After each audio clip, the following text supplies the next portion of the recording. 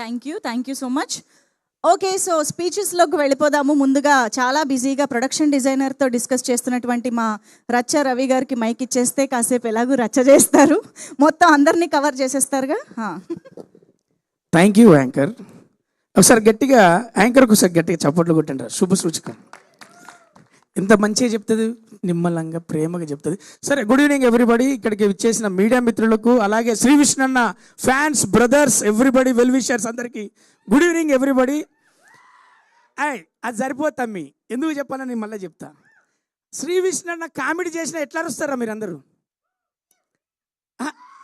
అది అది అంత బాగా అరిచిలు కదా. ఇప్పుడు ఈ సినిమాలు ఎక్కడన్నా అరిచిలా మీరు అసలు?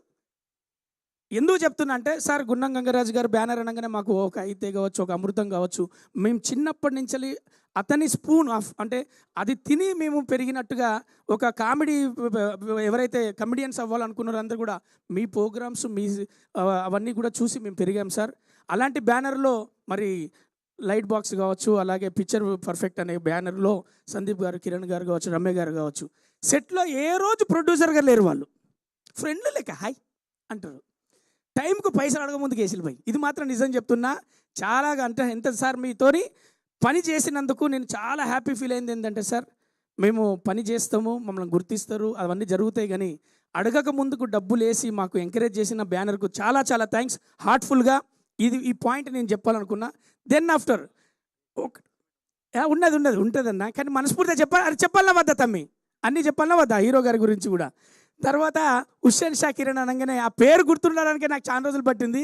ఫస్ట్ రోజు పిలిచి ఏమంటారంటే, రవి నీ బాడీ లాంగ్వేజ్ తెలుసు, నీ గొంతు నాకు తెలుసు, అవి రెండు కాకుండా నువ్వు మాత్రం నాకు కావాలి, ఒక మంచి బాడీ లాంగ్వేజ్ సెటిల్గా చేయించుకుంటా అని చెప్పిండు. సార్ మీరు అన్నట్టుగా ఒక మంచి పాత్ర ఇచ్చిళ్ళు, మంచి సినిమాలో చేశాం.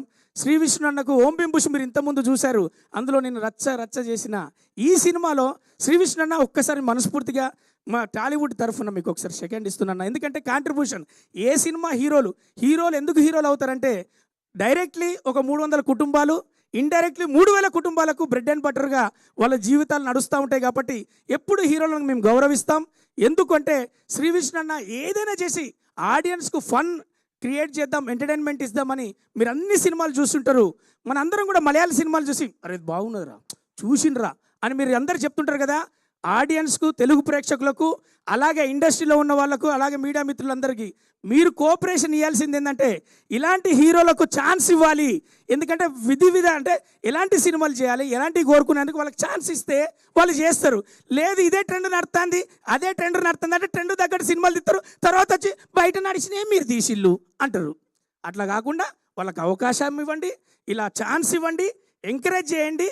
ఎందుకంటే హుస్సేన్ షా కిరణ్ గారు ఒక విజన్ తోటి ఒక మంచి హాలీవుడ్ నేరేషన్లో మంచి సినిమా రాసుకున్నారు. కాబట్టి అలాగే మీరు కూడా మేము అంత మంచి సినిమా పాపది, శ్రీ విష్ణు అనేది ఒక గుండెకు టచ్ అయ్యేటటువంటిగా, మేము ఆర్టిస్టులము, మాకే గుండెకు కలుక్కుమనేటట్టుగా మంచి సీన్లు ఏది మనకు సెకండ్ హాఫ్ వరకు బాగా జరిగినాయి. కాబట్టి తెలుగు ప్రేక్షకులందరికీ నేను మనస్ఫూర్తిగా కోరుకునేది ఏంటంటే, ఈ సినిమా కోసం హాల్కు రండి, కుటుంబ భరితంగా రండి, మీ పిల్లల్ని తీసుకొని రండి, మనస్ఫూర్తిగా ఎంజాయ్ చేస్తారు, మంచి సినిమా చూసిన అనుకుంటారు.